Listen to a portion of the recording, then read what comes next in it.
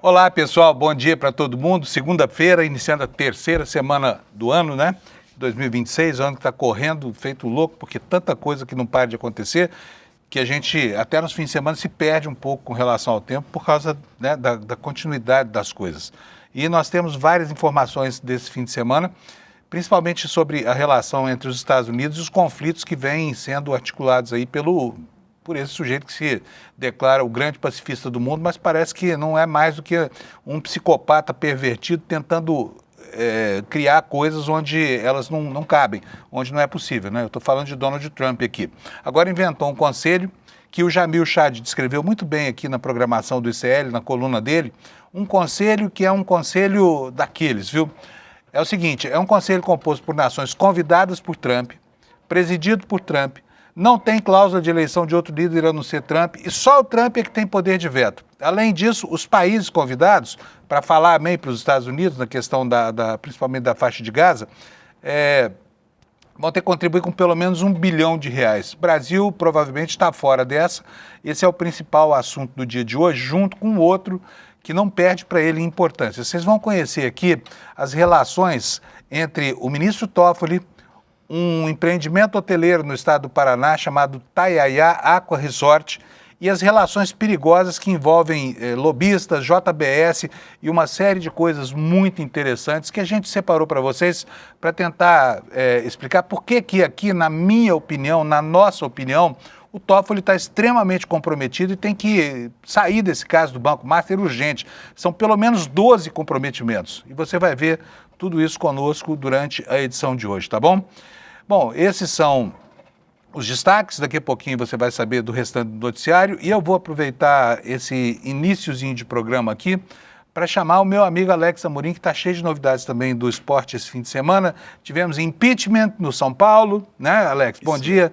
Tivemos jogos de futebol, futebol voltou, acabaram as férias. Vai lá, Alex. Isso mesmo. Faço todo seu. Bom dia. Bom dia, Panunzio, bom dia a todos, bom dia, comunidade, boa semana, nessa semana chuvosa aqui em São Paulo. Então foi isso mesmo, Panunzio, o Júlio Casares sofreu um impeachment e foi uma goleada, hein, Panunzio? Foi 188 votos a favor do afastamento, apenas 45 conselheiros votaram contra o impeachment e 2 ficaram no votos brancos. Aí lembrando que esse dá pelo caso do isolamento político do presidente após essas graves denúncias que circularam nos últimos meses. E Panunzio agora com o impeachment, o novo presidente do São Paulo vai ser Harry Macis Jr. Ele é um empresário de 80 anos ali do clube e está no São Paulo desde o ano de 1964. E agora com esse processo de impeachment aberto, vai ter uma Assembleia Geral dos sócios que aprovará ou não essa decisão. Se isso se manter, Panunzio, o novo presidente, o Harry, vai ficar até o final do ano. No próximo ano, como tem a votação de um novo presidente do São Paulo, ele ficaria no cargo até esse momento, Panunzio. E você acha que passa pelo conselho ou não? E provavelmente com as provas que circularam e tudo, que está essas notícias que noticiaram nossas redes sociais, os jornais, eu acho que provavelmente a Assembleia permanecerá, aprovará esse impeachment do presidente Júlio Casares, Panunzio. Se a coisa muda o astral lá no São Paulo, porque o São Paulo ano passado sofreu pra caramba, né? E o time não conseguiu nada, enfim, saiu de um patamar lá em cima que estava, veio aqui para baixo. E quem sabe se a corrupção não explica, né, os resultados, né, Alex? Isso mesmo, lembrando que o São Paulo é um dos grandes clubes aqui do Brasil, com diversos títulos, uma torcida enorme, então essa parte dos dirigentes meio sendo sanguessugas assim do clube, denigre um pouco ali a imagem do clube e os jogadores também têm algo impactado, porque faz 2 meses que o São Paulo está com o direito de imagens atrasados e os salários dos funcionários, e isso deixa meio... Não tem muito o que você exigir de um funcionário que não está sendo pago para exercer aquela função, né, Panunzio? Então, tomara... 2 meses, né? Isso, 2 meses Imagina aí, que lembrando... quer pagar a agonia de pagar os boletos com 2 meses sem dinheiro na conta, hein? Pelo Sim. amor de Deus. Vamos torcer para o São Paulo voltar aos dias de glória que teve. E ontem, Panunzio, falando em São Paulo, ontem o São Paulo jogou contra o Corinthians ali no clássico do Paulistão, jogando na Neoquímica Arena. O São Paulo, Panunzio, eu pensei que ia tomar uma goleada ali do Corinthians, mas me surpreendeu, começou ganhando ali com um gol de cabeça do argentino, e no final o Corinthians conseguiu um empate ali com o Breno Bidon, um golaço ali que trouxe o empate ali pro Corinthians e ficou um empate ali de 1-1, Panunzio. Muito bom, Alex. E o futebol em si mesmo? Como é que foi no fim de semana? Então, aí no sábado tivemos Palmeiras e Mirassol. Foi um grande jogo ali do Palmeiras com um grande clube que é o Mirassol, que está com uma direção diferente do São Paulo, uma direção positiva ali pro time do interior. O Palmeiras, perdão, fez um Peraí, gol ali. deixa eu dar um palpite aqui. Sim. Essa é a notícia, hein? Para mais de metro. O Mirassol perdeu. Mirassol perdeu. É raro a gente dar essa notícia aqui, né? Mas parabéns para o Mirassol, porque provou que bons times também perdem de vez em quando. Isso mesmo, lembrando que o Palmeiras ano passado perdeu preso, ano passado ele foi uma pedra no sapato e o Palmeiras desse ano conseguiu essa vitória para começar ali bem o Campeonato Paulista, está em segundo colocado com 9 pontos e atrás só do Red Bull Bragantino pelo saldo de gols. E ontem, para finalizar ali o Campeonato Paulista, Panunzio, o Santos empatou 1-1 com o Guarani. O Guarani fez um gol aos 93 minutos do segundo tempo no apagar das luzes ali do jogo, Panunzio. Muito bom. Era isso, Alex? Tudo? Isso mesmo, lembrando para a audiência, eu vou tentar trazer, como são muitos campeonatos regionais, eu vou tentar trazer um pouco de cada um aqui no Desperta, mas a gente não pode prometer, porque é um espaço que o Panunzio me permite trazer. Obrigado, Panunzio. Um abraço, Alex. Bom jornal aí para nós, tá? Bem, pessoal, vamos para a meteorologia, para a gente saber como é que vai ficar aqui o tempo. Hoje o dia amanheceu chuvoso aqui em São Paulo, garoando, previsão de chuva durante o dia, mas bom porque a temperatura baixou um pouco. Aquele calorão da semana passada parece que, enfim, são águas passadas, né? Com tudo aquilo, com todos os problemas que a cidade viveu, enfim, cheias, gente sendo levada pela enxurrada. Hoje o mapa do Brasil está assim, olha, praticamente todo o território nacional, exceto o extremo oeste e o extremo leste, estão livres dessas zonas de alertas aqui, né? E nós temos uma profusão de alertas com maior gravidade aqui entre a região metropolitana de São Paulo, o litoral central paulista e a região ali na fronteira do Rio Grande do Sul com Santa Catarina, tá? É a isso que nós vamos prestar atenção hoje. Deixa eu ver aqui o alerta lá no sul, o que diz? É toda essa região aqui, olha, começa lá no norte de Santa Catarina e vem baixando aqui, se estendendo, se espraiando aqui próximo ao litoral, né, até chegar bem pertinho da capital, Porto Alegre. Chuvas de entre 30 e 60 milímetros por hora, podendo chegar a 100 milímetros por dia, que equivale a 100 litros por metro quadrado de água. Risco de corte de energia, queda de galhos, alagamentos, descargas elétricas. Então, pessoal aí no sul, se prepare para o dia de hoje, tá bom? E agora eu vou para as temperaturas aqui, para a gente ver como é que vai ser o dia, né? Mais fresquinho. Vocês reparem aqui, olha, que o MET marcou como uma zona acinzentada aqui, olha, toda essa região que pega o estado de São Paulo, norte do Paraná, a maior parte do Mato Grosso do Sul, o sulzinho de Mato Grosso e também o sul do estado de Goiás. Vamos lá para as temperaturas. Em Porto Alegre a temperatura máxima vai ser de 26, o calor diminuindo um pouco, né? Porque semana passada tinha gaúcho fritando churrasco no asfalto. Hoje a temperatura já baixa para baixo da casa dos 20, né? Em Florianópolis vai fazer 25 graus, pancadas de chuva por lá previstas. Curitiba, pancadas de chuva e trovoadas isoladas com 25 graus de máxima. Aqui em São Paulo, muitas nuvens, o céu já está extremamente carregado. Possível queda de granizo, hein? Previsão hoje para São Paulo. As temperaturas vão baixar, agora está 20 e poucos graus, 23 graus se eu não me engano, e nós vamos chegar no fim do dia a 18 graus, portanto está, né, entrando aí já o efeito dessa frente fria. No Rio de Janeiro a temperatura continua alta, com máxima de 34, em Vitória poucas nuvens, 31 graus Celsius de temperatura. No Rio também não tem previsão de muita chuva não, hein? Em Belo Horizonte, 29 graus de máxima, nuvens no céu. Em Brasília, vamos aqui, Brasília terá 30 graus, dia de nuvens no céu, mas não tem previsão de chuva. Em Goiânia também tempo nublado, mas sem previsão de chuva. Campo Grande, 34 graus Celsius de temperatura, lá chove, deve chover bastante. E Cuiabá também terá um dia de nuvens e um dia de temperaturas acima de 30 graus, máxima de 34 é o que está previsto para hoje. Em Porto Velho, teremos 33 graus, pancadas de chuva e trovoadas isoladas. Em Rio Branco, nuvens no céu, sem previsão de chuva. Em Manaus, 33 graus Celsius, nuvens no céu também. Boa Vista, tempo aberto, 34 graus. Em Macapá, 31 graus Celsius. Em Belém, nuvens também, com máxima de 33, sem previsão de muita chuva para hoje. E em Palmas, capital do Tocantins, 32 graus Celsius, a previsão lá chove bastante. Agora os estados do Nordeste. São Luís terá 31 graus, chove. Em Teresina, 34 graus, chove também em Teresina. Em Fortaleza, 31 graus Celsius. Em João Pessoa, 31. Nessas capitais litorâneas aqui mais a leste, o dia será de sol e praia boa, tá? João Pessoa terá 31 graus, Recife 31 também, Maceió também 31, Aracaju a mesma coisa e Salvador também, todo mundo com 31 graus. A diferença é que aqui em Salvador vai ter mais nuvens no céu e pode sim chover ao longo do dia de hoje, tá? Esses são os destaques, nós vamos agora ver quais são as manchetes aqui na capa do site do ICL. Na tela, por favor, tá aí, olha, o governo Lula não deverá aderir ao tal Conselho de Paz do Trump, ao qual eu me referi logo na abertura do programa, né? E você vai conhecer aqui conosco, na pena do Jamil Chad, os detalhes desse estranhíssimo convite do tal Conselho de Paz. O Conselho de Paz, na verdade, é a criação de um império internacional presidido pelo Trump. Só ele tem direito de veto, só ele tem direito de tudo aqui nesse Conselho de Paz. E os convidados estão lá para bater palminhas para os Estados Unidos, tá?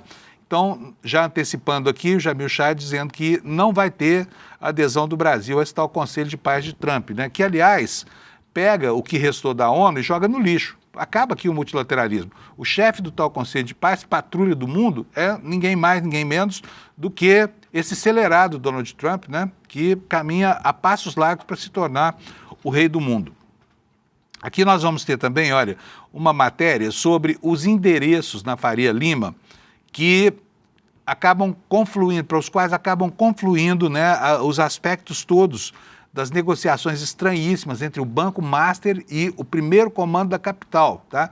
Primeiro comando da capital que há muito tempo já não é mais uma coisa adstrita ao interior das celas e das conspirações dos presídios. Está lá na Faria Lima, né? Tá aí, olha, Avenida Brigadeiro Faria Lima, 3477. E uma das portas de entrada é uma distribuidora de títulos e valores imobiliários chamada Trustee, né, que, segundo aqui o destaque na capa do ICL, prestava serviço ao Master e é citado em investigações sobre o banco e sobre esquemas de lavagem de dinheiro da facção. Nós tivemos uma notícia triste durante o dia de ontem, morreu o Raul Jungmann, que foi ministro da Reforma Agrária do presidente Fernando Henrique Cardoso, que começa a vida dele junto ao campo progressista, né, no PCdoB, e caminha ao lado da social-democracia brasileira, foi ministro do Temer também, da Segurança Pública, foi o primeiro ministro da Segurança Pública e faleceu ontem depois de uma luta árdua aí que ele perdeu contra um câncer do pâncreas. Daqui a pouquinho é o detalhe, tá bom? Olha, aqui um alerta, já foi feito na meteorologia, de chuvas severas com ventos de até 100 km por hora lá no Rio Grande do Sul, né?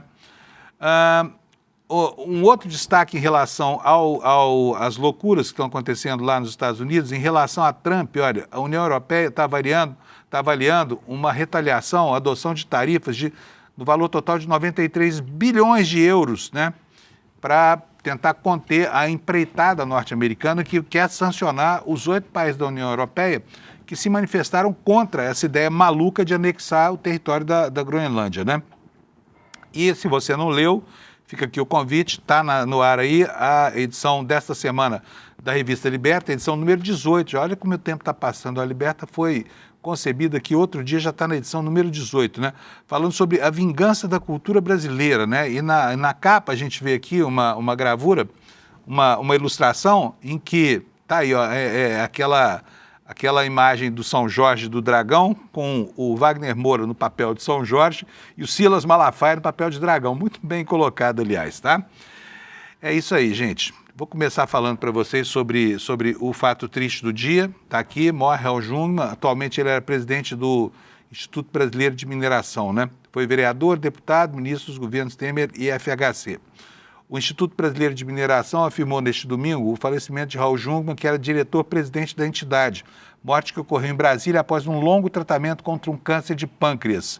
Atendendo a um desejo do próprio Jungmann, o velório será realizado em cerimônia reservada só a familiares e amigos mais próximos, tá? Ele era de Pernambuco, participou por mais de 5 décadas da vida pública brasileira.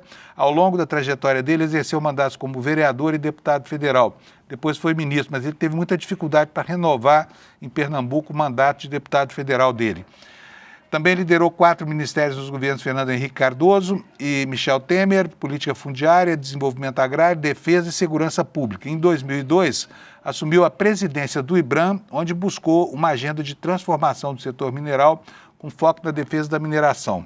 E nota, a presidente do Conselho do IBRAM, Ana Sanches, afirmou que Raul Jungmann foi um homem público de estatura singular, defensor da democracia e comprometido com o interesse público. Então fica aqui o nosso registro da passagem ou da morte de Raul Jungmann, um político que deixou uma marca impressa, né, no Congresso Nacional, muito articulado, muito preciso nas suas posições, pelo menos até o momento em que deixou o ministério, tá?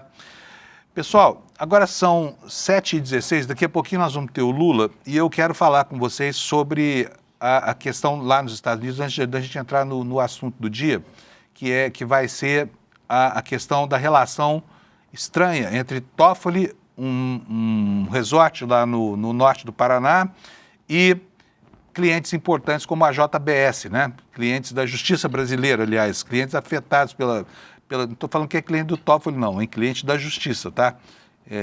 Vocês já vão entender tudo por quê. Mas enquanto isso, eu vou mostrar para vocês o que é que o Jamil trouxe esse fim de semana para nós. Olha, uma matéria exclusiva aqui no nosso portal que ele publicou ontem e vale super a pena você ler. Ela ainda está lá na nossa capa, né? É uma matéria explicando como é que vai ser o tal Conselho da Paz do Trump. O Jamil publicou aqui o regulamento.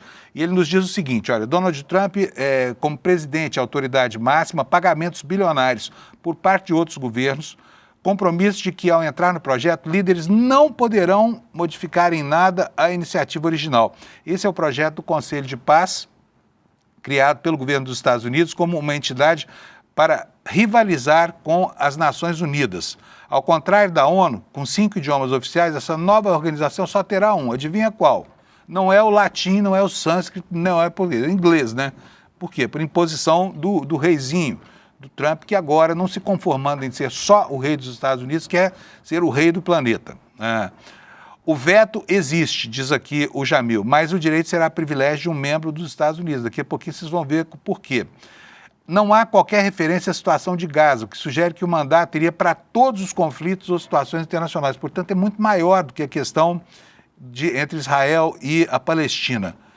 E aqui no sábado, a anotação de que a nossa reportagem revelou com exclusividade o fato de que o presidente Lula recebeu o convite para fazer parte dessa iniciativa, tá? E eu quero mostrar para vocês aqui os pontos do estatuto desse conselho que colocam a estranheza, né? A estranheza da iniciativa. Bota na tela para mim, por favor, Alex. Está aí, olha. Se a letrinha estiver pequena, se eu não estiver conseguindo ler, não tem problema, eu vou ler para vocês, tá? Artigo 4.1. Composição e representação do Conselho Executivo. O Conselho Executivo será selecionado pelo presidente, que é o Trump, tá? E será composto por líderes de renome internacional. Os membros do Conselho Executivo terão mandatos de 2 anos, sujeitos à destituição pelo presidente, renováveis a seu critério. Ou seja, só o presidente aqui, tá? Letra C. O Conselho Executivo será liderado por um diretor executivo nomeado por quem? Pelo presidente e confirmado por voto da maioria do Conselho Executivo. E aí tem uma anotação aqui sobre os vetos, a linha E, dizendo o seguinte: as decisões do Conselho Executivo serão tomadas por maioria dos seus membros presentes e votantes, incluindo o diretor executivo. Tais decisões entrarão em vigor imediatamente, sujeitas a veto do presidente e a qualquer momento posterior. Portanto, Trump convida, Trump preside, Trump não pode ser substituído porque ele é estatutário, só tem esse presidente previsto. Quem o estatuto determina que promoverá a substituição em caso, por exemplo, de algum impedimento, tipo uma doença, uma vacância como a morte, é quem? Donald Trump. O Trump, portanto, faz tudo. E se por acaso ele não gostar de alguma decisão do Conselho, só ele veta. Agora, os conselheiros que se juntarem a essa maluca empreitada aqui, né, de estabelecer um reinado mundial, um império mundial, esses não podem vetar nada, tá? Só tem que aplaudir. Se não gostou, paciência, é assim mesmo que vai ficar, tá? Mas o Brasil não vai aderir a essa história, tá? Até porque, olha só, outra manchete aqui do Jamil, né? O Brasil teria que pagar 1 bilhão para participar desse conselho. Portanto, é um clube de países bilionários, não importa se você não concorda com o que está sendo discutido, tá?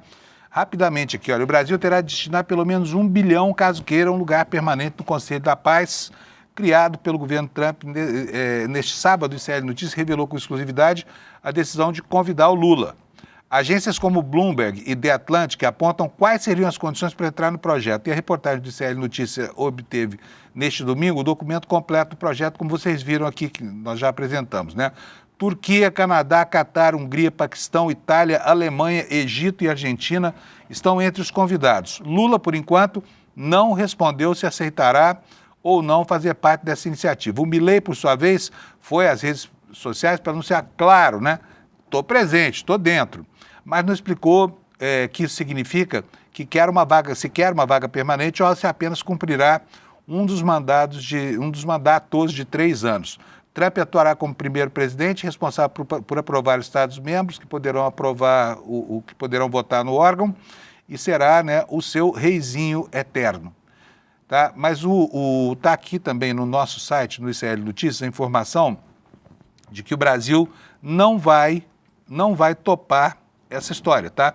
Vou mostrar para vocês aqui na tela, olha, mais uma informação em primeira mão. Aliás, se você está aqui no ICL obtendo as suas informações, você está muito bem informado. O Jamir é de longe o melhor correspondente internacional do mundo, tá?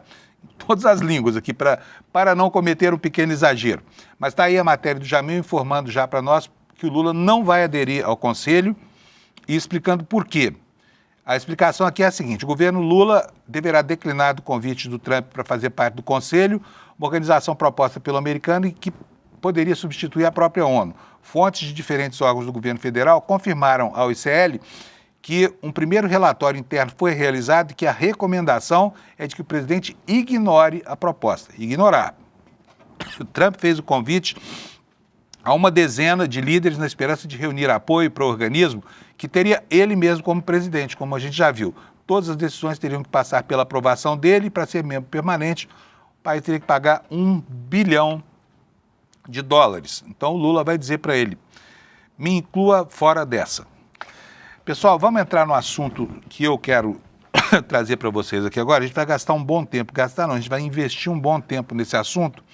E desde já eu quero chamar o Lula Costa Pinto. Oi, Lula, bom dia. Lula, que olá, é o nosso... bom dia, Fábio. Lula é o nosso luminar lá de Brasília, iluminando a gente sobre relações estranhas né, que acontecem em relação ao caso Master. Vocês já estão acostumados a ver o Lula aqui trazendo em primeira mão as melhores informações, né, Lula? Sem modéstia nenhuma, né? E o Lula fica vermelho quando eu falo isso. Pois é, as informações são nossas, né? São da equipe ICL. Ô Lula, me ajuda a contar aqui, então, a história das relações entre o ministro Toffoli e Master e JBS, porque há uma imbricação dessas três coisas. Um resort lá no sul, né, no norte do Paraná, que o ministro já visitou algumas vezes. E olha, ontem eu fui compilar esse material. Bota na tela para mim, por favor, Alex. Isso aqui que eu vou colocar em tela cheia, peraí. Vai lá, pode colocar. Olha só, são pontos de contato entre o ministro Dias Toffoli e razões do seu impedimento, tá bom? Eu vou discorrer sobre tudo isso, mas até agora são 12 pontos que dá para coletar nessa história toda. Começando por isso aqui, olha, vamos falar um pouquinho da relação de Toffoli com a Odebrecht. Aí você fala, mas o que tem a ver Odebrecht com Resort Itaiaia, com o ministro Toffoli, essa coisa toda? Simples, né, Lula? Porque o processo da Odebrecht sofreu várias anulações, algumas delas da parte do ministro Dias Toffoli. E com relação ao Odebrecht, olha, isso aqui é uma informação de maio do ano passado, tá? O que foi que o Toffoli fez? Está aqui na notícia, olha. Aqui, ó, foi publicado no dia 21 de maio de 2024. E a notícia é essa aqui, ó. O ministro Dias Toffoli do Supremo Tribunal Federal anulou nessa terça-feira todas as decisões da 13ª Vara Federal de Curitiba da Operação Lava Jato contra quem? Contra o empresário Marcelo Odebrecht, tá? Estamos falando de Odebrecht por enquanto, né, Lula? O magistrado também determinou o trancamento de todos os procedimentos penais contra o empresário. Qual é a importância disso aqui? É que a JBS depois pega essa decisão jurisprudencial do Toffoli e passa a aplicar nos seus pleitos para que ela também se livrasse de algumas punições, o que logo aconteceu de fato, tá? Vamos ver quais foram essas consequências. Olha, o Toffoli suspendeu o pagamento de uma multa de 10 bilhões e 300 milhões de reais que foi decorrente de um acordo de leniência. Acordo de leniência esse que foi tripudiado e foi anulado pelo ministro, sob a argumentação de que esse acordo tinha sido feito sob coação. Aqui na matéria do G1, na época, olha, 20 de 12 de 2023, tá? 2 anos atrás. 3 anos atrás. 2 anos atrás. O ministro Dias Toffoli do Supremo Tribunal Federal suspendeu o pagamento da multa de 10,3 bilhões do acordo de leniência da JIF. A decisão vale até que a empresa analise mensagens apreendidas na operação. Acabou valendo para sempre.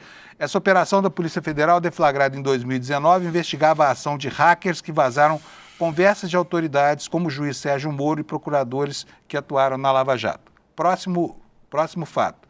Então já disse, a data está aí para vocês. Vamos para o próximo slide aqui.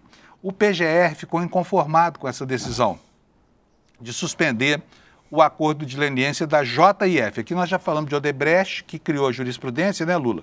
Estamos falando aqui agora da JIF, tá? Ou da JBS, como queira, dos irmãos Wesley e Joesley. O procurador ficou inconformado e em setembro de 2024, ele pediu a reconsideração ao Toffoli da suspensão do acordo de leniência, que nada mais é do que a delação premiada para a pessoa jurídica, chama acordo de leniência. E a informação da época dava conta do seguinte: o Procurador-Geral da República, o Lula, pode me interromper quando você quiser, tá? Fica à vontade. Não, tá, vamos, siga aí. O Procurador-Geral da República, Paulo Gonet, apresentou recurso contra a decisão do ministro Dias Toffoli do Supremo Tribunal Federal, que suspendeu os efeitos do acordo de leniência que a empresa JIF Investimentos assinou com o Ministério Público Federal em 2012. Eu estou falando aqui de impedimentos do ministro Toffoli, tá? Em relação ao Banco Master. Mas vai juntando aí os elementos. Já fomos lá no Odebrecht, que criou a jurisprudência, viemos aqui na JBS, que foi perdoada, no pedido de reconsideração do procurador, que vocês acabaram de ver. E aí nós vamos começar a saber o que acontece que vai acabar fazendo com que essas relações se fechem num determinado momento. O Lauro Jardim, no jornal o Globo, no dia 29 de setembro de 2024, informou que de 29 de 2025, a data aí está errada, tá? Foi 2025. O Toffoli foi a Lima num jato privado com um advogado do caso Master para ver o Palmeiras perder a partida lá. E a nota era simples: dias antes de impor sigilo máximo, de tomar para si tudo relativo ao processo que corre no Supremo envolvendo o encrencado Daniel Vorcari e demais diretores do Banco Master, Dias Toffoli fez uma viagem internacional. Foi a Lima ver o Palmeiras conquistar mais um vice-campeonato. Talvez por falta de tempo de comprar passagens aéreas, até tirou um sarro aqui, né, Lula? Faltou tempo para comprar passagem aérea, teve que pegar a carona no jatinho do empresário Até porque Luiz. O Lauro é flamenguista, hein? Exatamente. Deve ter Então ele estava indignado. tripudiando. Estava mesmo. Então vamos lá, ele pegou uma carona no jato privado do empresário Luiz Oswaldo Pastor, que também é palmeirense, e com os dois batendo uma bola estava quem? Augusto Arruda Botelho, advogado, progressista, desfilou pelas nossas telas tantas vezes aqui, mas estava lá nesse voo e foi ele quem levou o ministro do Supremo, tá bom? E Arruda Botelho, torcedor do Verdão também, né? Não é só, diz aqui o Lauro Jardim, o advogado de Luiz Antônio Bull, que vem a ser, olha só que coincidência, diretor de compliance do Master, preso na mesma operação da PF que mandou Volcar ao cárcere, e o ex-deputado Aldo Rebelo também estavam a bordo. Aliás, o Aldo podia dizer o que foi que que conversaram lá, né, Lula? O áudio está em todas as Pois grandes agora roubadas que ele é dos últimos candidato a presidente da República, né? Estava desfilando aí com banqueiro, lobista e advogado de banqueiro.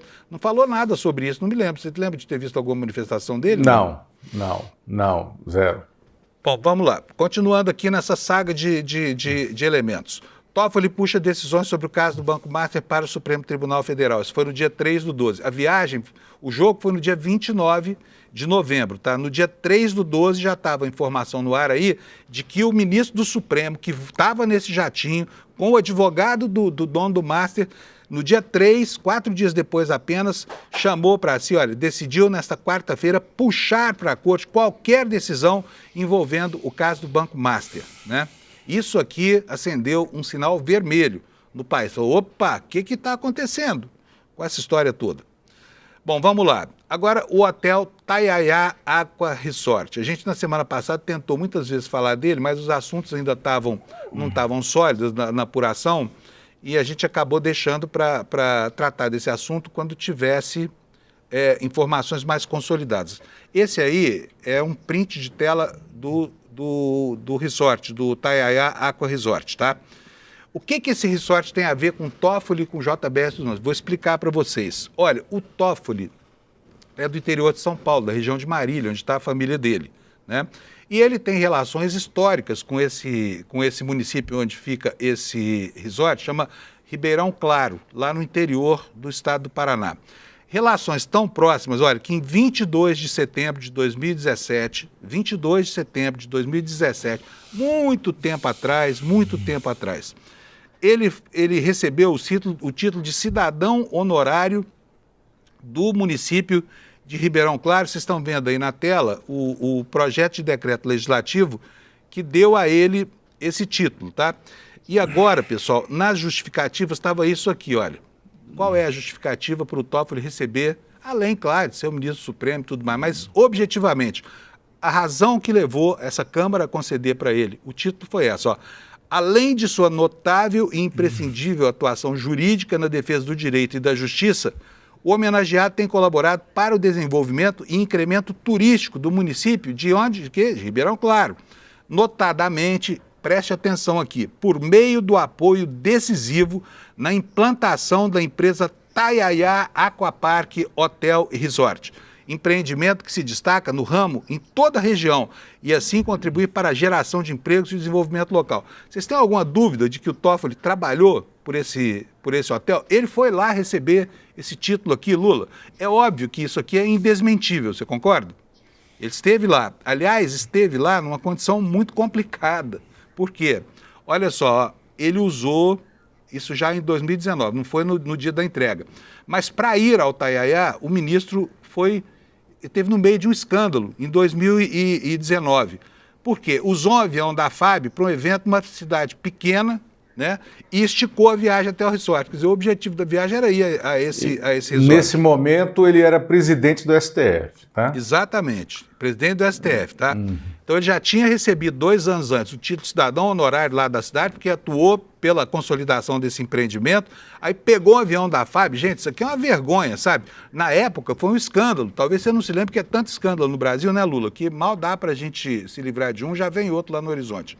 Então temos aqui a informação na Folha de São Paulo, nesse dia 24 de dezembro de 2019, de que o presidente do Supremo Tribunal Federal, Toffoli, usou uma aeronave da FAB para ir a um evento numa cidade de pouco mais de 10 mil habitantes na última sexta-feira, emendando a estadia por todo o fim de semana em um resort da região.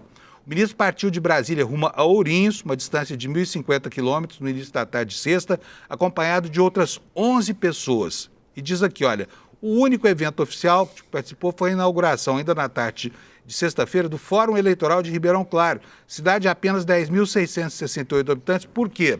Porque a família lá é tão importante que o Fórum Eleitoral tem o nome do pai dele, chama Fórum Luiz Toffoli, o outra homenagem da Prefeitura e da Câmara à importância da família Toffoli lá. Após o evento, o ministro prolongou a estadia na região, indo para o Taiaiá Aquapark, resort de luxo, cuja diária, na época, era de R$ 915. Toffoli só deixou a cidade nesta sexta-feira. O cara gostava desse resort, né, Lula? Gostava muito, né? Pois é. Voltou muitas vezes aqui. Vamos lá, vamos ver o que mais que aconteceu.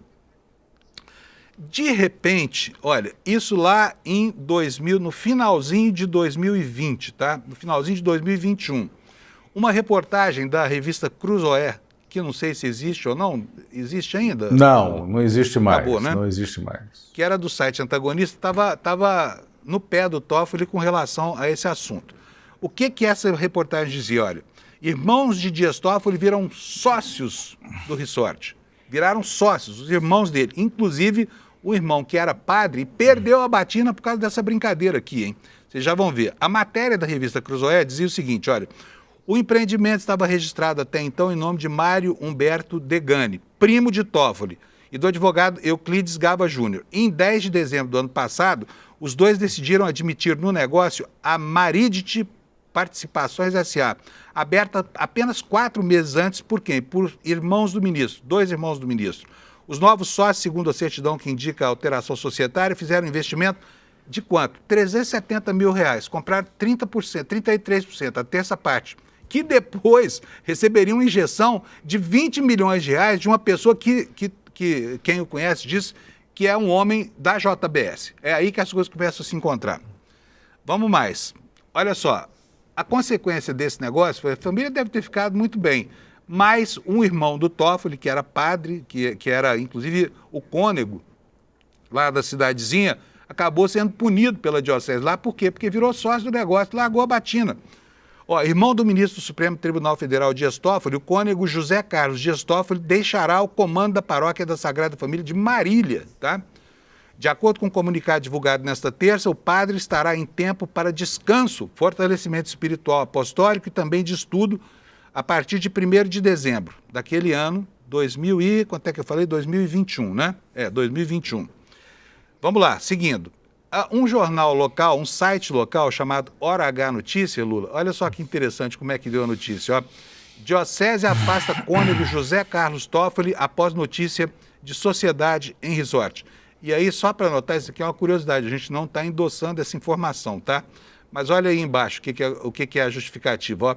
O padre virou sócio do irmão ministro Dias Toffoli no Taiaiá Aqua Resort, Ribeirão Claro. Sabe por que eu estou mostrando? Não estou endossando, como eu falei, essa informação, nem dando isso como verdade. Mas é assim que a região inteira acha que o Toffoli é dono do Taiaiá Aqua Resort. Não é isso, Lula? Eu vou aí chegar num ponto para explicar uma coisa que você falou, Fábio. Não foi um advogado do grupo JBS que se torna sócio e compra parte das ações dos irmãos do Toffoli no Taiaiá. Esse advogado, que você vai chegar nele agora, ele comprou, na verdade, a participação do Fabiano Zettel, que é cunhado do Daniel Vorcaro.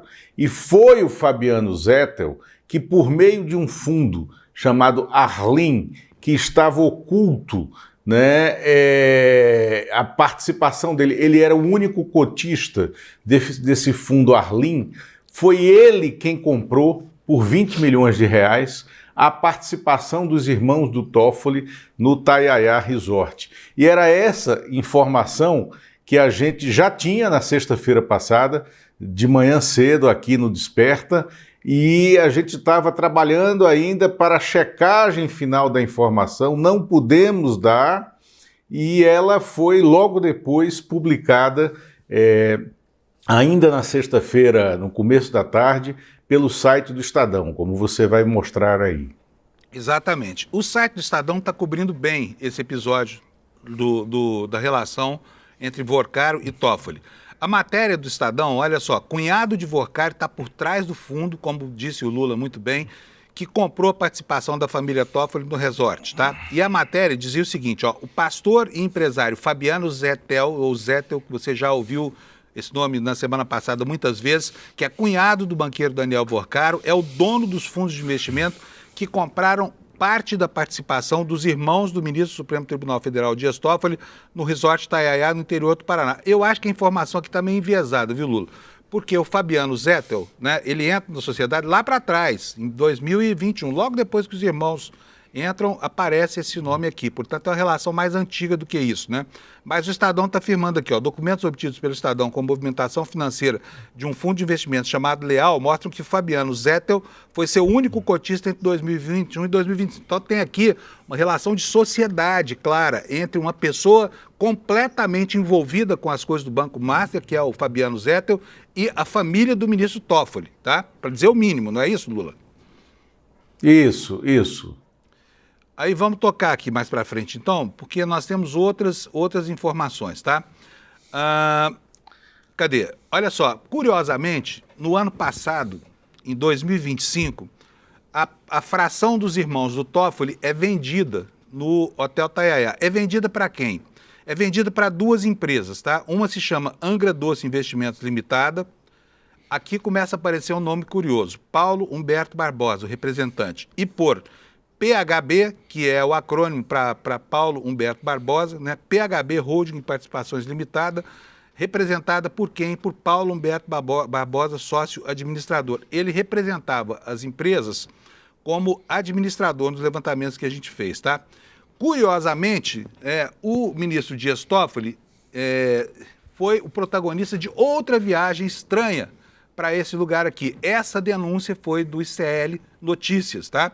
Tá aí a notícia para vocês, notícia veiculada no dia 10 de dezembro, a partir de denúncias do Matozinho, que era o piloto daquela empresa que servia ao PCC, e a manchete era essa: PCC, Dias Toffoli viajou em avião associado a Beto Louco. Beto Louco era quem? Era o grande empresário lavador de dinheiro do PCC, que está fugido até hoje. A polícia está atrás dele aí no mundo inteiro, tá? E a matéria dizia o seguinte, matéria do Flávio M. Costa e da Alice, né? Dizendo o seguinte: Dias Toffoli, ministro do Supremo Tribunal Federal, viajou em jatinho associado a Roberto Augusto Leme da Silva, o tal Beto Louco. Acusado pela Polícia Federal e pelo MP de São Paulo de comandar um esquema de lavagem de dinheiro que beneficia o PCC, Beto Louco está foragido da justiça desde agosto, etc, etc. O ministro viajou 2 vezes no mesmo dia, jato prefixo PR-SMG, de acordo com o relato do piloto Mauro Capucci Matozinho, ao ICL Notícias, aeronave operada pela TAP, Táxi Aéreo Piracicaba, tá? Olha, já mostrei isso aqui. Fábio, o destino dessa viagem era o Resort Taiaiá. Exatamente. Tá lá, né? Então tem essa conexão a mais. Mais uma conexão, quer dizer, são duas... Pode falar, Lula, desculpa. Não, é isso. Eu estou um pouco preocupado porque tem ainda algumas coisas para a gente falar aqui antes de a gente concluir, né? Tá bom, não, eu já vou te dar a palavra, só vou terminar de mostrar isso aqui. Eu disse para vocês que são 2 empresas que compraram a participação dos irmãos do Toffoli nesse hotel, inclusive do ex-padre, um dos 2 irmãos. Olha só agora algumas curiosidades. Quem é Angra Doce Investimentos, tá? Quem é, olha aqui, ó, data de abertura, ela foi aberta em abril de 2025, 9 meses e 16 dias atrás, essa empresa, tá? E quem é que é os sócios? Quem é que são os donos dessa empresa? Só um. Paulo Humberto Barbosa, administrador da PBH Holding Participações Limitada, sócio representante.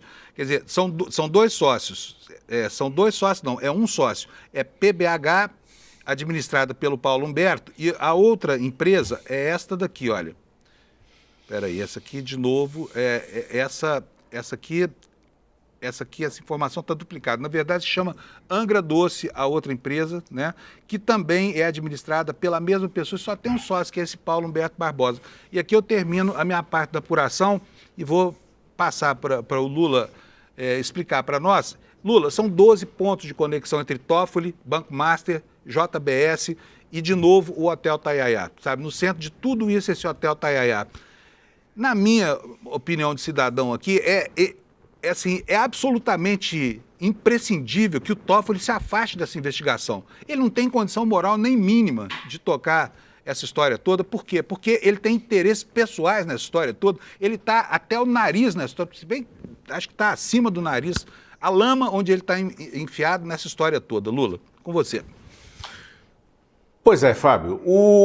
A questão é o incômodo chamado José Antônio Dias Toffoli, neste caso de fraude financeira do Banco Master e da liquidação da operadora Reag, que ocorreu na semana passada, no dia 15, quinta-feira passada.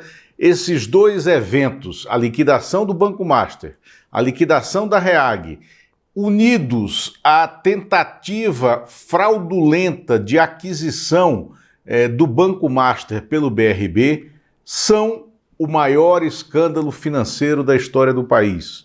E no centro dele está colocado um ministro do Supremo Tribunal Federal, que hoje, neste momento, é o maior constrangimento que existe entre as instituições da República, né, na apuração desse caso. E dentro do próprio Supremo Tribunal Federal, há uma corrente majoritária dos demais ministros para que o Dias Toffoli se afaste do caso e talvez a melhor saída seja fazer nada justifica dentro do processo que o caso esteja no foro privilegiado do Supremo Tribunal Federal. Então, o mais normal, o menos doloroso institucionalmente, seria fazer o caso voltar à Justiça Federal aqui em Brasília, aonde ele começou, a Justiça Federal Criminal de Brasília. O caso sobe e vai para o Supremo porque, na busca e apreensão ocorrida no dia 18 de dezembro do ano passado, nos escritórios do Master e na residência do Daniel Vorcaro, lá em São Paulo, foi encontrado um contrato, um esboço, uma minuta de contrato de compra e venda de uma grande área, acho que de 1.000 alqueires, né, em Trancoso, no sul da Bahia, né, por 250 milhões de reais, aonde um deputado federal, João Carlos Bacelar, se comprometia a comprar aquela área por 250 milhões de reais para dar curso a um investimento num resort de alto luxo, que seria um empreendimento de 750 milhões de reais. Mas isso era um mero esboço, não tinha assinatura de ninguém. O João Carlos Bacelar não é investigado, o que asseguraria o foro privilegiado e faria com que todo o inquérito subisse para o Supremo. Mas esse argumento não existe, não há investigação contra o deputado. Então não tem motivo de essa ação estar no Supremo Tribunal Federal, causando todos esses constrangimentos pelas relações cruzadas que existem. Então, além disso, tem também a relação contratual entre a esposa do ministro Alexandre de Moraes e os filhos dele com o Banco Master, com o Daniel Vorcaro, porque eles tinham um contrato de 129 milhões de reais, 3,6 milhões de reais por mês de honorários, para que a Viviane Barsi, mulher do Alexandre de Moraes, e os filhos deles defendessem o Daniel Vorcaro na justiça. Era um contrato aberto entre advogado e cliente, mas ela atuou num único caso. E agora, na manhã desta segunda-feira, a colunista do jornal O Globo, Malu Gaspar, que foi quem deu o furo dessa relação lá atrás e foi massacrada por alguns veículos de imprensa, por alguns formadores de opinião da mídia digital, a Malu Gaspar explica, na coluna que está publicada agora no site do jornal o Globo, né, explica qual é a relação desse caso. Na verdade, a Viviane Barsi defendeu o Vorcaro numa ação em que ele era passivo, né, contra o Vladimir Timmerman, né, da Ash Capital. A Ash Capital era operada pela REAG, aquele fundo que foi liquidado na semana passada. E essa informação que a Malu traz é muito relevante, porque foi a ação mais hostil que existiu dentro da REAG contra o Daniel Vorcaro e também contra o Nelson Tanuri, porque essa ação que ela perdeu, a Viviane Barsi perdeu, o Vorcaro perdeu para o Vladimir Timmerman, né? Tinha do outro lado o Vorcaro e o Nelson Tanuri, e ela foi no âmbito da Gafisa, né? A Gafisa é uma das maiores incorporadoras brasileiras que pertence a Nelson Tanuri e tinha como sócio o Daniel Vorcaro. Então foi esse caso que gerou tudo isso, né? E esse contrato milionário e inexplicável também está no conjunto de papéis que estão sendo apurados agora. Daí vem a pouca propriedade e o desconforto de esse processo todo estar lá no Supremo Tribunal Federal e deveria sim, por todas essas relações, né, ele teria que descer, teria que voltar para a Justiça Federal e acabar com esse constrangimento. Agora, em toda essa linha que você trouxe aí do Dias Toffoli, faltou um elemento, Fábio, que é o elemento de contato do Dias Toffoli com o bolsonarismo, ele se torna presidente do Supremo Tribunal Federal em setembro de 2018, né? Isso pela regra normal do Supremo, era o momento dele virar presidente do Supremo e corria a disputa eleitoral entre Fernando Haddad, do PT, e Jair Bolsonaro, que terminou vencendo aquela eleição de 2018. O Toffoli, o presidente Lula estava preso naquele momento. O Toffoli já tinha decidido ali que o presidente Lula não poderia, né? Ele tinha decidido ali que o presidente Lula não poderia ter ido ao velório do próprio irmão, né, que tinha morrido enquanto ele estava na cadeia. O Toffoli se torna presidente do Supremo, enquanto a eleição que levou o Bolsonaro ao poder estava rolando. Ele, pela primeira vez, pega um general 4 estrelas, o Fernando Azevedo e Silva, que tinha sido comandante do Exército no período em que Michel Temer ocupou a presidência da República, e leva o Fernando Azevedo e Silva para dentro do Supremo como seu assessor especial. Na alvorada do período da era trágica, como eu chamo, que é o governo Bolsonaro. Quando o Bolsonaro vence antes da posse, o Toffoli vai dar uma palestra, já como presidente do Supremo, no Largo de São Francisco, na Faculdade de Direito de São Paulo. E naquele momento ele surpreende a todos, inclusive alguns de seus assessores históricos de gabinete, quando ele, nessa palestra, ele diz que não houve um golpe de Estado em 1964, né? Que aquilo não foi um golpe, que aquilo foi um movimento. Então o Toffoli, ele se reposiciona, se colocando como uma personagem próxima daquela tragédia que a gente assistiu, que a gente viveu e da qual nós todos fomos contemporâneos, a tragédia Jair Bolsonaro na presidência da República. E além disso, levando um general 4 estrelas para dentro do Supremo.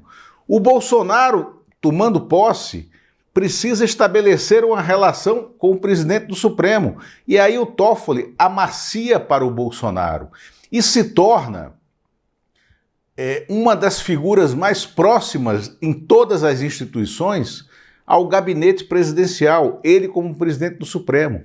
E o Fernando Azevedo e Silva se torna ministro da Defesa, o primeiro ministro da Defesa do Jair Bolsonaro. A favor do Fernando Azevedo e Silva, diga-se que foi um dos poucos generais que colaboraram no andar de cima com o Bolsonaro e que não estão presos, cumprindo sentença agora por golpe, porque ele se recusou em 2021, em março de 2021, a iniciar a escalada golpista dentro do governo Bolsonaro. Então o Toffoli tem essa relevância, e não venham dizer agora, os que defendem, e aqui nós não defendemos, eu não defendo o impeachment de Dias Toffoli e de ministro do Supremo nenhum. Nenhum, porque não há propriedade para isso. Agora, esse processo no Supremo Tribunal Federal é impróprio, não há motivo para ele estar lá, E ele estar lá no Supremo, no gabinete do Dias Toffoli, em razão de todas essas relações que você apresentou aqui, Fábio, é mais do que um constrangimento, é uma impossibilidade de ele seguir lá. E aí, só para a gente concluir de uma forma mais leve, eu separei aqui, Fábio, eu não tenho a voz, claro, né, da Clara Nunes, né, mas eu queria que vocês ouvissem isso aqui, como se fosse a Clara Nunes, grande Clara Nunes, cantando Lama. A letra é curtinha, né, e diz o seguinte: pelo curto tempo que você sumiu, nota-se aparentemente que você subiu, mas o que eu soube a seu respeito me entristeceu. Ouvi dizer que para subir você desceu, você desceu. Todo mundo quer subir, a concepção da vida admite, ainda mais quando a subida tem o céu como limite. Por isso não adianta estar no mais alto degrau da fama, com a moral toda enterrada na lama. Não adianta estar no mais alto degrau da fama, com a moral toda enterrada na lama. Neste momento, este é o dilema paradigmático para o Supremo Tribunal Federal do ministro Dias Toffoli. Pois é, e aí, né, Lula, tem uma outra consequência, que a justiça brasileira já é bastante, enfim, comprometida em relação à opinião pública. Quando você tem tantos elementos assim de suspeição e a suspeição não é declarada, não é admitida pelo ministro, aí fica muito difícil defender certas coisas, né? Com relação a Malu Gaspar, eu preciso deixar consignado aqui, né? Eu vi o processo de destruição que foi tentado sobre a reputação da Malu Gaspar. A Malu Gaspar é uma grande repórter, sabe? Ela trouxe os elementos todos para essa reflexão, foi alvo de detração pública, de um linchamento mesmo, não só sobreviveu a ele, como passou adiante e continua produzindo reportagens todos os dias, mostrando para a gente a fundamentação dessa denúncia que ela fez, que do ponto de vista jornalístico é perfeita, simplesmente isso. Concorda, Lula? Concordo plenamente, Fábio. Muito bom, então estou feliz agora com isso. Lula, um abração para você, muito obrigado, viu?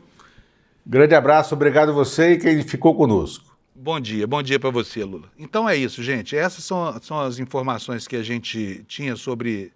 Espero que vocês tenham entendido, é meio longo, entendeu? É até chato pra caramba. Ontem estava compilando esse material aqui, passei horas lá na frente do computador, mas assim, a gente precisa dar visibilidade a isso, porque trata-se de um ministro do Supremo Tribunal Federal, a Suprema Corte, que tem tido um comportamento que ninguém está entendendo, tá? Nós estamos vendo aí as anotações de opinião, não é de jornalistas não, juristas, né?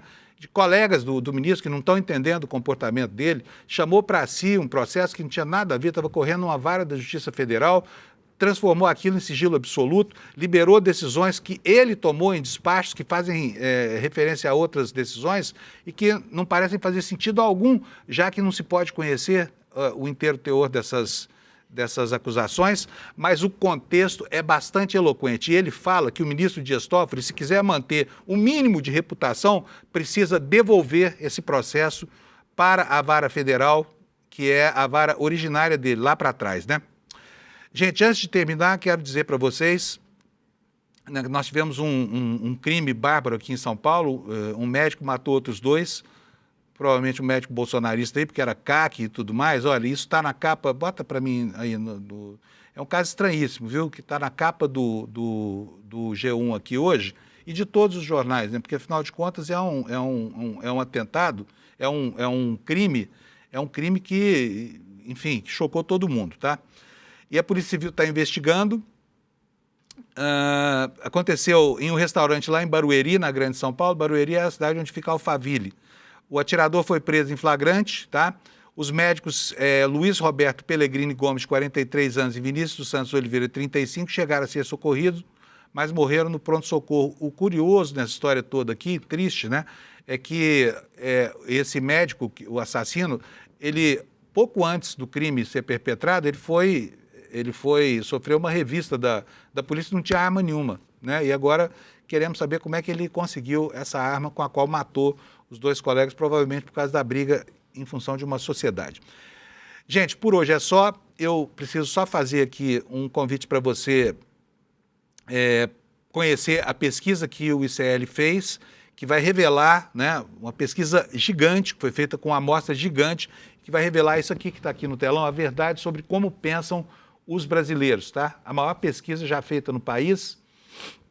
E no dia 22, quinta-feira agora, às 20 horas, vai estar conosco aqui o Eduardo Moreira, explicando quais foram os achados dessa pesquisa. Então, para que você saiba, essa pesquisa provavelmente vai render muito aí para frente, inclusive não só no campo do jornalismo, mas também no campo acadêmico, e você não pode deixar de acompanhar isso aqui. Olha, vem aqui, icl.com.br/pesquisa, deixa aqui seu e-mail e você está inscrito, a gente vai te mandar um convite para participar da apresentação desses resultados, tá bom?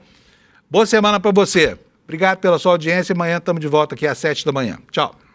Eu tenho certeza que você, quando assiste o resultado divulgado por essas pesquisas eleitorais, pesquisas de opinião, tem aquela sensação de eu sei que não é assim. Nunca me perguntaram, eu duvido que seja assim que o brasileiro pensa. E você tem razão, porque a forma como essas pesquisas são feitas induz as pessoas a responder não o que as pessoas pensam de verdade, mas o que elas acham que é a resposta certa para o que foi perguntado. O ICL realizou um dos seus investimentos mais ousados até hoje e fez a maior pesquisa já realizada no Brasil sobre como pensa de verdade o brasileiro. Usando uma metodologia extremamente moderna, nós entrevistamos 10 mil pessoas nos 4 cantos do Brasil sobre os temas mais importantes. E os resultados são surpreendentes. No dia 22 de janeiro, às 8 horas da noite,